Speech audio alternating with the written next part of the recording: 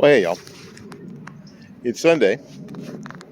I don't normally do any work like this on a Sunday. I usually take Sunday off and try to get refreshed, try to get renewed. I usually take Monday off. I take Monday off too. I make a plan on not not doing anything, not going anywhere Monday morning, uh, not setting doctor's appointments on Mondays. But here we are on a Sunday, um, because people are still talking about Mr. Zielinski's trip to the Oval Office this past week, and I don't understand why people on the left, other than TDS, have a problem with what happened. It just seemed very obvious to me. Maybe I'm jaded that Mr. Zelensky came to the White House like he'd been coming to the White House for the past 3 years, expecting, first of all, a warm welcome, which I think he got, but a president that was ready to write the check regardless. And what he found was that that wasn't going to be the case anymore.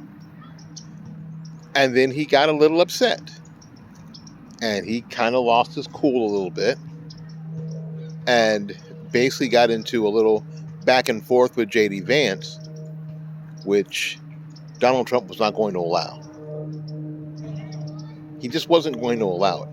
And for those of you who thought it should have been something else, I don't know why you were surprised that Trump wasn't just going to sit there and allow Zelensky to talk bad or talk badly to the Vice President of the United States. That just wasn't going to happen. It just wasn't going to happen.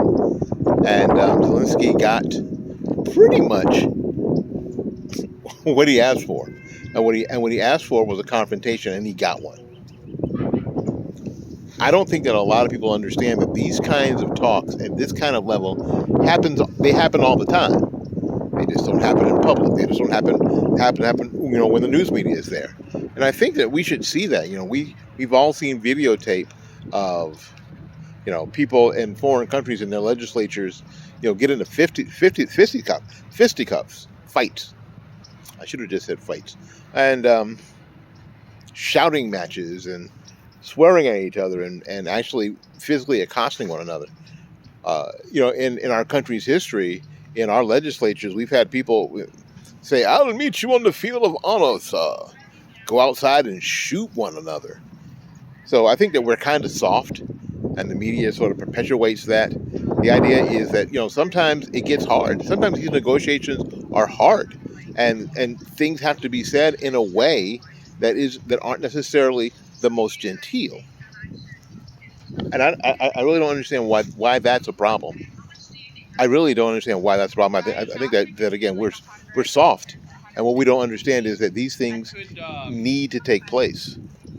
So I'm really okay with how it turned out. I'm not mad at it on how it turned out. I think that it turned out well.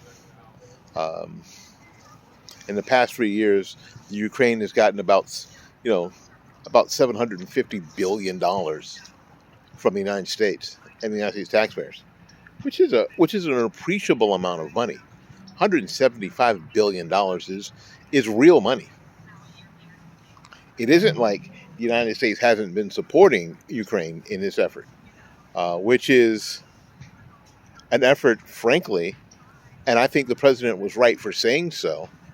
They can't win. That's a hard saying. When he says to Zelensky that your people are brave and they will fight, but you can't win. You can't win. And if you're interested in saving the lives of young Ukrainians, and basically young Ukrainian men, if you're interested in saving their lives, you'll find some way to bring this thing to an end. It's a hard saying, but it is how things work. It's how stuff works. He needs to bring this to an end, or try to bring it to an end. He says that he tried, but the fact is that Trump tried again. He's got no leverage. He only has leverage through us. He's got no leverage through all of Europe, and you see these Europeans coming to Zelensky's aid. Why? Because they don't like the way Trump treated him. Well, not in public, they don't like it. I think in privately they do, but they don't have really the backing that they need. And frankly, if and this is, and I don't believe this will happen, even if Russia went whole hog rogue, it's still Europe's problem, and it's always been Europe's problem. And Europe needs to, if they are serious about standing with Ukraine and the Ukrainian people, then they should be leading this effort.